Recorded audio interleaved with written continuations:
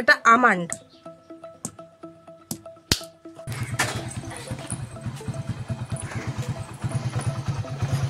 কিন্তু লিখবা, হ্যাঁ, কথা বলবা না।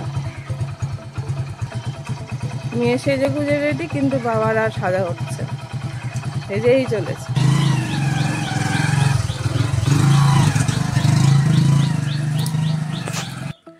গুড মর্নিং সবাইকে।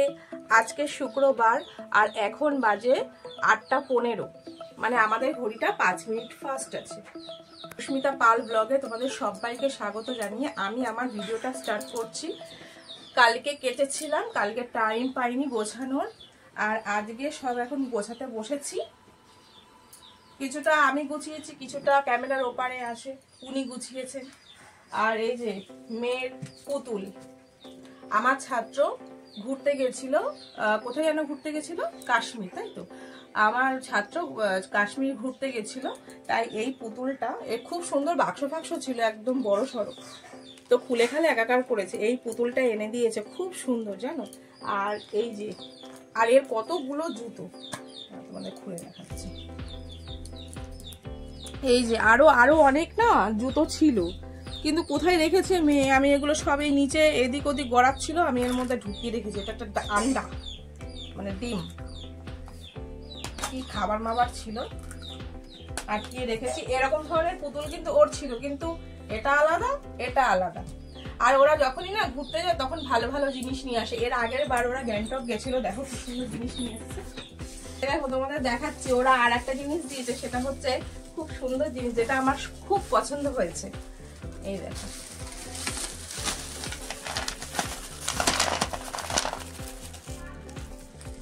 এই দেখো, এই ঠাকুরটা আমাকে দিয়েছে, কি সুন্দর না?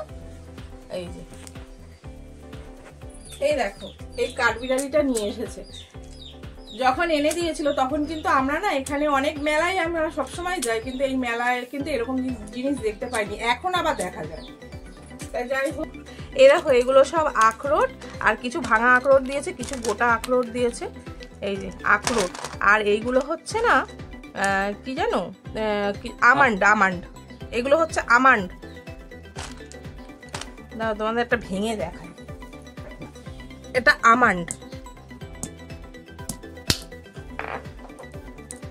এই দেখো কি সুন্দর না, এগুলো সব আমন্ড। কারণ আমি আমন্ডের এই পুরো খোলা সমেত আমি দেখিনি, কিন্তু আমি পেস্তার খোলা সমেত আমি নিয়ে আসি, আমরা খাই, কিন্তু এই আমন্ডটা আর খোলাটা এইরকম হয়, এইটাই প্রথম দেখলাম। যাই হোক, আর এই যে এইটা আমরা বাজার থেকে এমনি কিনে নিয়ে আসি, মেয়েকে আর কি দেখিয়েছিলাম যে মাথার ব্রেন কিরকম হয়, সেই কারণে আমরা কিনে নিয়ে এসেছিলাম ওকে বোঝানোর জন্য। তা যাই হোক, এইগুলো আমার মেয়ের জন্য নিয়ে এসছে। আর হচ্ছে এই যে ঠাকুরের প্রসাদ, মুড়ি আর হচ্ছে নকুলদানা ছোট ছোট, এই হচ্ছে ঠাকুরের প্রসাদ। এটা আমার সবচেয়ে বেশি পছন্দ হয়েছে।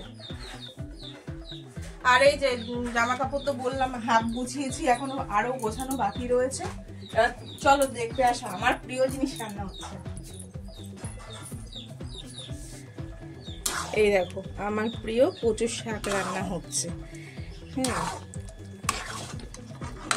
এইটার নাম মা বললো কি শোলা কচু, এটা মাই কুটে দিয়েছে। আমি কচু কুটতে গেলে আমার হাত চুলকা, সেই কারণে আমি কচু কুটি না, মাই কুটে।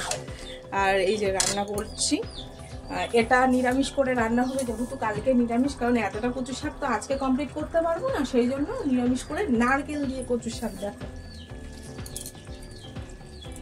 নারকেল দিয়ে কচু শাকটা রান্না হবে নিরামিষ করে।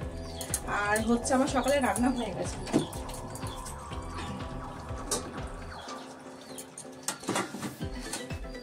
ভাত তো রান্না হয়ে গেছে, এর মধ্যে সেদ্ধ দিয়েছি, সকালবেলা নিয়ে ঘি দিয়ে খাবে। মাছের ঝোল রান্না করেছি, দেখো আমরা তো হালকা পাতলা করেই মাছের ঝোল করি।